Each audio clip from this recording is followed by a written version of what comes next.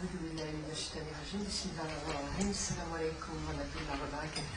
D'abord, je suis très contente et j'ai été impatiente de vous voir et généralement, bon, je suis un peu routinière et je suis habituée aux conférences, mais j'étais très impatiente de vous rencontrer et de venir au-devant de vous pour, parce que je sais qu'effectivement vous êtes dans une situation un petit peu particulière et que vous ne bénéficiez peut-être pas toujours des apports dont bénéficient tous les autres musulmans. Et je suis vraiment ravie d'être parmi vous. Voilà, barakallahu fik pour votre accueil.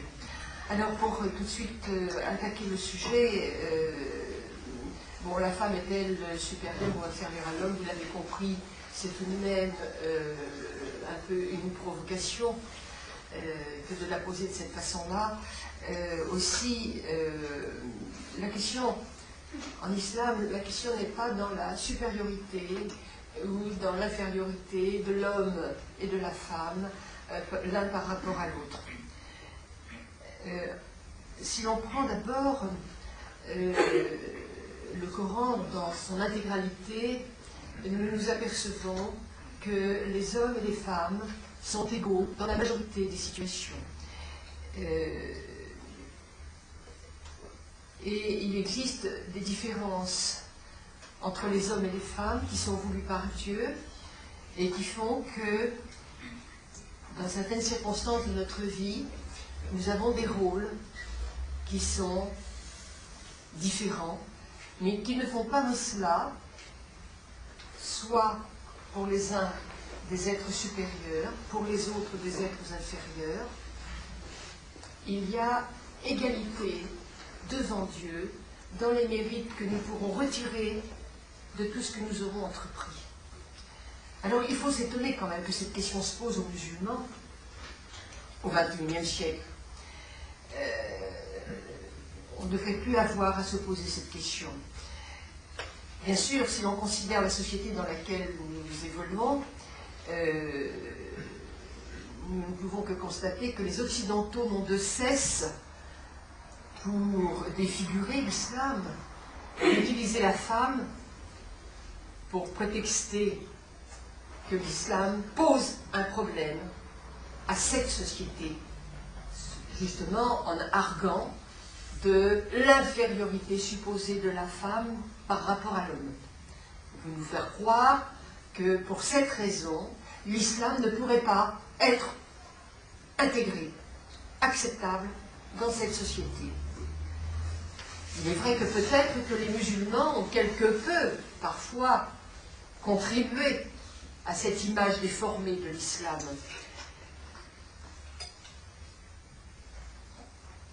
Je dirais que les musulmans ont contribué et que les musulmanes n'ont peut-être pas fait tout ce qu'il fallait pour empêcher et lutter contre cette différenciation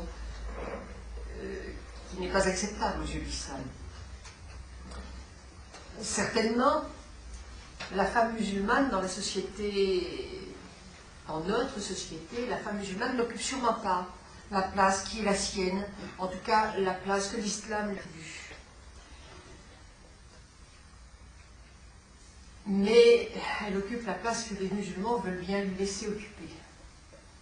Mais si l'on regarde en miroir la société occidentale, nous ne pouvons pas non plus dire que la femme occidentale, c'est-à-dire la femme non musulmane, dans ces cas-là je ne me considère pas comme une femme occidentale, on ne peut pas dire que la femme occidentale occupe une place privilégiée dans un monde assez machiste, quoi qu'on en dise.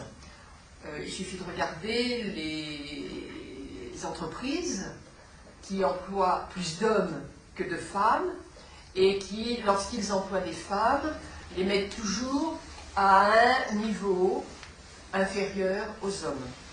Je citais l'exemple tout à l'heure à une sœur de ma vie professionnelle, un exemple de ma vie professionnelle où lorsque le secrétaire général, je suis restée 25 ans dans la même société, pendant 20 ans, j'ai succédé à un monsieur qui occupait les fonctions de secrétaire général. Lorsqu'il est parti en retraite, on m'a demandé peu à peu, mais peu à peu, d'une manière très subtile, de faire, mais on aimerait bien que vous repreniez telle activité de monsieur qui est parti, et puis quelques temps plus tard, on me disait, on voudrait bien que vous fassiez ça, de tel monsieur qui est parti à la retraite, et puis encore ça, et finalement, à la fin de ma vie professionnelle, j'accomplissais toutes les tâches qui étaient celles du secrétaire général, sans jamais en avoir vu ni le titre, mais bon, c'était égal, ni la rémunération, ça n'était pas non plus un problème. J'en avais fait une affaire personnelle de dire, eh bien, je ne revendiquerai rien, mais le jour où je suis partie en retraite, alors qu'on était en train de me brosser dans le sens du poil et me dire que j'étais la meilleure des meilleures, vous savez, on dit toujours ça aux gens qui s'en vont, eh bien, j'ai marqué que je n'avais pas été dupe et que certainement j'avais remplacé le monsieur qui était parti en retraite 20 ans plus tôt et que pendant 20 ans j'avais assumé des fonctions sans jamais avoir le titre et que c'était un paradoxe que d'avoir imposé ça à une femme musulmane précisément puisque la femme musulmane revendique l'égalité avec les hommes. Pourquoi revendique-t-on? Et je leur ai longtemps expliqué, j'ai beaucoup fait la dawa dans cette société, c'est-à-dire que j'ai beaucoup expliqué les différents aspects de l'islam parce que ces gens n'en connaissaient rien, donc je me suis bien occupée de leur faire connaître. C'est ça qu'on appelle faire dawa, leur expliquer un certain nombre de règles qui sont mal comprises, mal interprétées, et puis quelquefois détournées par le monde des médias en particulier. Alors, moi je veux vous dire que, au plan spirituel d'abord, la femme musulmane est en parfaite égalité avec les hommes. Ça n'est pas parce qu'il y a quelques jours dans le mois pendant lesquels elle ne prie pas, ça n'est pas parce que quand elle a déposé son enfant, elle reste encore quelque temps sans prier. Pendant tout ce temps-là, elle est en acte d'adoration, ne l'oublions pas, pourvu qu'elle invoque Dieu. Et quand vous en appelez à Dieu, quand vous faites ce qu'on appelle du zikr, du rappel, quand vous écoutez du Coran, quand vous écoutez des conférences même pour apprendre votre religion, pendant tout ce temps-là, vous êtes en état d'adoration. Par conséquent, ça n'est pas que vous soyez éloigné de Dieu, privé de sa présence et privé de ses récompenses. Vous pouvez recevoir, et vous recevez, pendant tout ce temps-là, des récompenses de la même manière que les hommes qui vont aller quotidiennement prier à la mosquée, ou s'ils ne le peuvent pas, vont prier à la maison, vont faire des prières surérogatoires, etc. Donc, dans le Coran, Dieu nous informe. Alors, je veux faire une précision ici, justement à cause de la petite conversation que vous aviez à propos de Dieu et Allah. Nous savons tous que Dieu est Allah et que Allah est Dieu. La chose est claire, n'est-ce pas? Simplement, lorsque l'on s'exprime en arabe, nous disons Allah. Mais lorsque nous faisons des exposés en français, c'est meilleur car nous pensons que ça s'adresse aussi peut-être à un public qui n'est pas musulman. Et donc, nous utilisons plus fréquemment le nom Dieu. Alors, je ne sais pas si vous arrivez à bien faire la différence dans vos signes pour dire, mais il faut comprendre que de la bouche d'un musulman, Dieu est Allah et Allah est Dieu. C'est simplement pour une meilleure compréhension, car quand nous avons devant nous des non-musulmans, il faut faire attention à ce qu'ils n'imaginent pas que ce Allah dont nous parlons en français soit un autre Dieu que le Dieu qui est le leur. Il faut être très vigilant. Donc, Dieu est Dieu, c'est le même Dieu pour tous les croyants, et nous savons que Allah est le nom de Dieu, mais nous utilisons ce nom quand nous parlons en arabe plus précisément. J'explique pourquoi. Quand dans une conférence on évoque par exemple les prophètes, eh bien il est mieux de dire en français Abraham plutôt que de dire Ibrahim. Parce que là bien sûr on reconnaît, c'est facile. Mais quand on dit Moussa, qui va savoir que c'est Moïse? Quand on dit Aïssa, qui va savoir que c'est Jésus? Ça n'est pas évident pour les gens qui ne parlent pas l'arabe, qui ne connaissent pas l'histoire des prophètes, etc. Donc c'est bien de suivre une ligne, et parfois certaines traductions du Coran ont repris les noms arabes de certains personnages sans l'expliquer. Si on veut faire un travail complet, il faut vraiment être très précis, car en français, c'est aussi fait pour être lu non seulement par des musulmans non arabophones, mais c'est aussi fait pour être lu par des non-musulmans. Moi, je connais beaucoup de gens qui, à la suite de la guerre du Golfe en particulier, là encore récemment avec ce qui s'est passé en Irak, et puis, enfin, bon, beaucoup de développements qu'on connaît tous, qui ont été achetés un Coran.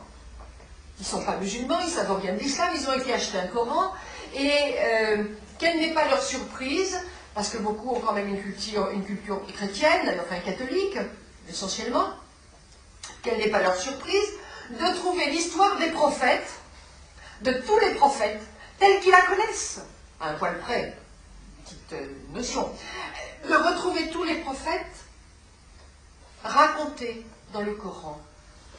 Ensuite, on peut venir leur dire que le Coran est la synthèse de tous les messages qui ont précédé et que, justement, l'islam concrétise tout ce qui est venu auparavant et s'adresse à tous les musulmans.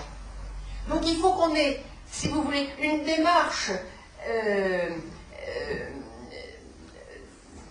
je cherche le mot pour le dire, il faut qu'on soit cohérent pour s'exprimer en sachant que dans ce pays où nous sommes une minorité pour le moment, je dis bien pour le moment, où nous sommes une minorité et où on a un large public, entre guillemets public, qui va aborder nos textes et qui doit s'y retrouver. Parce que c'est aussi, comme le disait tout à l'heure le frère, c'est aussi un moyen de faire dawa que d'approcher les non-musulmans en leur ouvrant la porte et en leur permettant de découvrir que l'islam n'est pas si éloigné du chemin qu'ils ont entrepris eux-mêmes dans les précédentes révélations. Je pense que, bon, on pourra éventuellement revenir si vous avez des questions là-dessus, mais voilà ce que je voulais dire. Alors, je reviens maintenant à mon sujet, parce que c'était quand même ça l'important. Et donc, je disais, au plan spirituel, la femme est en parfaite égalité avec l'homme, et dans le Coran, donc je dirais Dieu, puisque je l'exprime en français, mais vous savez de quel Dieu je vous parle, n'est-ce pas? Dieu nous dit dans le Coran, dans la sourate 4, Nisa, il dit « Et quiconque, homme ou femme, fait de bonnes œuvres, tout en étant croyant, ceux-là entreront au paradis, et on ne leur fera aucune injustice. » C'est-à-dire, homme ou femme, toutes vos œuvres qui seront accomplies avec une bonne intention, toutes les œuvres doivent être précédées de l'intention, toutes les œuvres qui sont accomplies avec une bonne intention recevront la récompense, que l'on soit homme ou femme. Dieu a encore dit dans le Coran, dans la sourate 3, verset 195, « En vérité, je ne laisse perdre le bien que quiconque parmi vous a accompli, homme ou femme, il le redit encore, car vous êtes les uns des autres. » J'arrête ici parce que nous avons encore beaucoup à faire, mais nous voyons bien que au plan spirituel, Dieu ne fait pas de différence. L'égalité est parfaite. Au plan intellectuel, subhanallah, Dieu nous a créés égaux. Nous savons parfaitement, et nous le vérifions tous les jours, que les hommes et les femmes sont à parfaite égalité quand il s'agit de faire des études. Les hommes n'apprennent pas mieux que les femmes. Les femmes apprennent peut-être pas mieux que les hommes. Certains, parmi les hommes ou parmi les femmes, sont doués pour certaines matières. On trouve des hommes et des femmes doués pour les mathématiques. On trouve des hommes et des femmes qui sont doués pour la littérature. S'orienter dans une même direction pour la médecine, pour différents domaines. Mais les hommes n'ont pas de supériorité par rapport aux femmes dans l'apprentissage du savoir, dans la découverte du savoir. Bismillah, mon frère. Je te sens agité, pose la question. La question est de savoir est-ce que c'est au niveau des connaissances en islam, et j'allais vous répondre. Non, toutes les connaissances. Madame, j'ai compris.